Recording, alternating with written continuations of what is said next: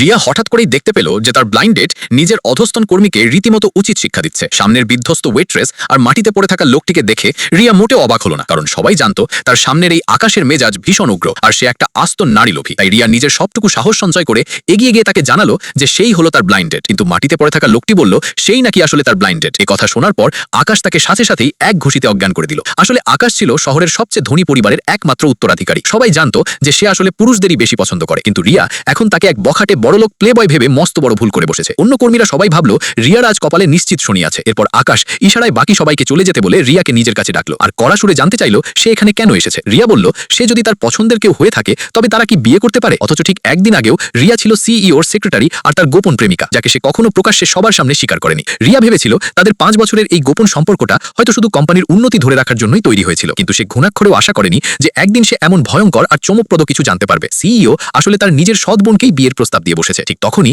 রিয়া অবশেষে বুঝলো এতদিন সম্পর্কটা গোপন রাখার আসল কারণ হলো সে তার সৎ বোনের বাড়ি ফেরার অপেক্ষায় ছিল, যাতে তাকে বৈধ স্ত্রীর মর্যাদা দিতে পারে। রিয়া আরও বুঝতে পারলো এতদিন সে কেবল তার সময় কাটানোর একটা সাধারণ হাতিয়ার ছাড়া আর কিছুই ছিল না। ঠিক সেই মুহূর্তেই রিয়া তার উপর থেকে নিজের আশা পুরোপুরি ছেড়ে দিল। সে অত্যন্ত দৃঢ়ভাবে তাদের ভালোবাসার প্রতীক খুলে ফেললো আর পেছন না ফিরেই সোজা চলে গেল। ওই রাতেই রিয়া তার সৎ মাকে ফোন করে জানালো সে তার সৎ বোনের বদলে ওই লোকটির বখাটে ছেলেটিকে বিয়ে করতে পুরোপুরি রাজি আছে। তার একমাত্র শর্ত হলো মায়ের রেখে যাওয়া সেই ভিলাটি তাকে অবশ্যই ফিরিয়ে দিতে হবে। আর ঠিক এই কারণেই রিয়া সাহস সঞ্চয় করে আকাশের সাথে ব্লাইন্ড ডেটে দেখা করতে এসেছিল।